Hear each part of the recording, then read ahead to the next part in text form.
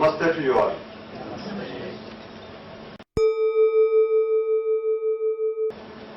But the moment I enter into my mother's womb, my frequency starts to get disturbed. होता क्या है कि जिस womb में आया, उस womb में my mom is not happy with it. My parents are not happy with it. I get disturbed. My energy get disturbed. मैं जैसे ही womb में आया, I was unwanted kid. तो मेरे पिताजी को, माँ को नहीं चाहिए कि इतने जल्दी कैसे हो गया, अभी अभी तो शादी करी हम लोगों ने, blah blah blah blah things. और अभी we are not ready for this kid. And my parents are fighting with each other. My mom's heartbeats are getting disturbed.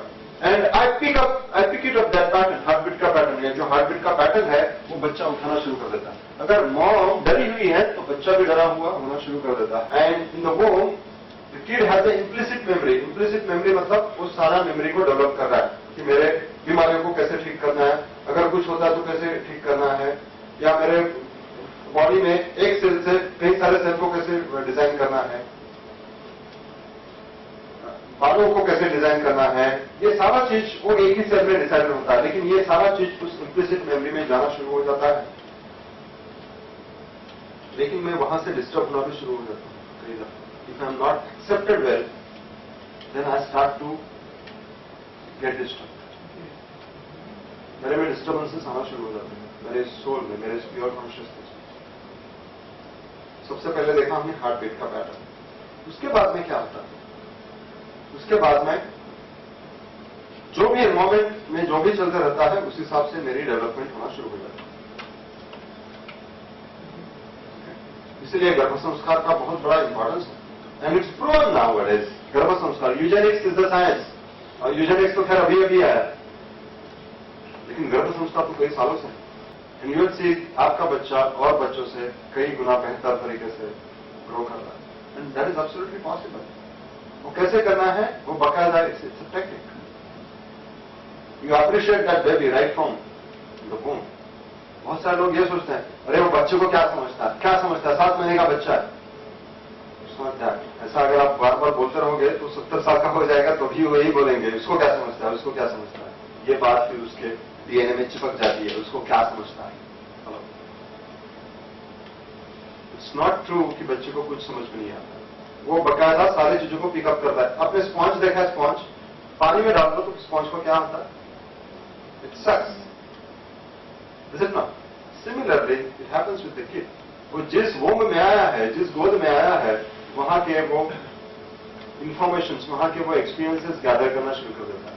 मां के, पिताजी के, बहुत सारी चीजों को आपको सिखाना नहीं पड़ता. It happens to you.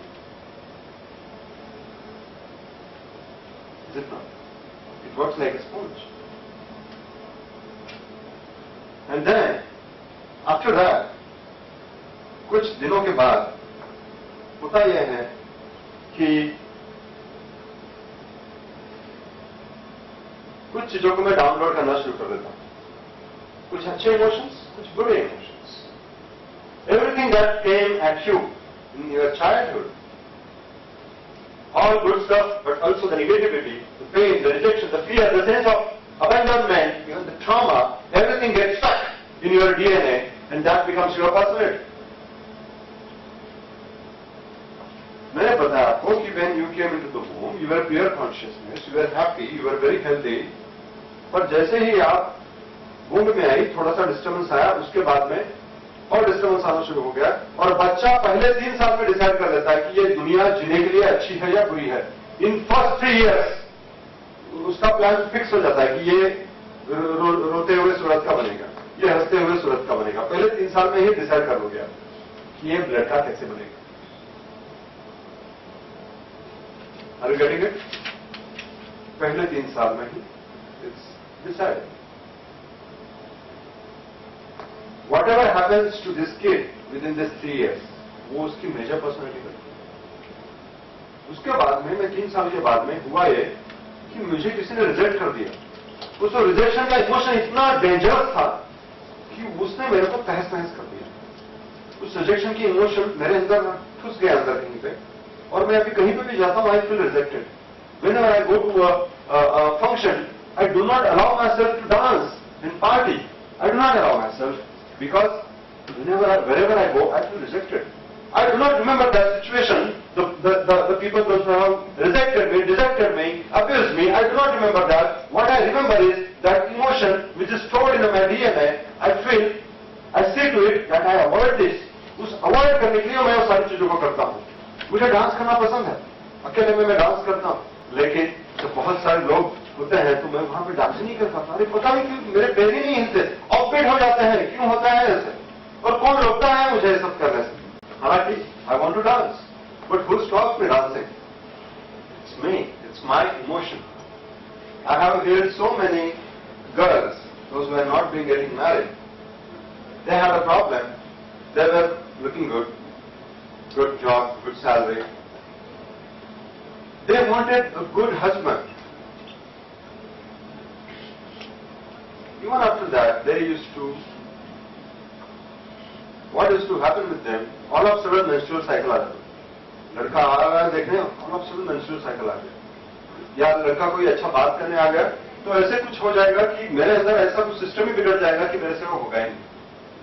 या मेरे पास में ऐसा कुछ ऑर्डर आने वाला है क्योंकि मेरा पैसों का ही ब्लॉक है, तो कुछ ऑर्डर आने वाला है, यहां तक आता है, मुंह से मुंह तक आता है और चला जाता है. Does it happen? बहुत सारे लोग साथ में.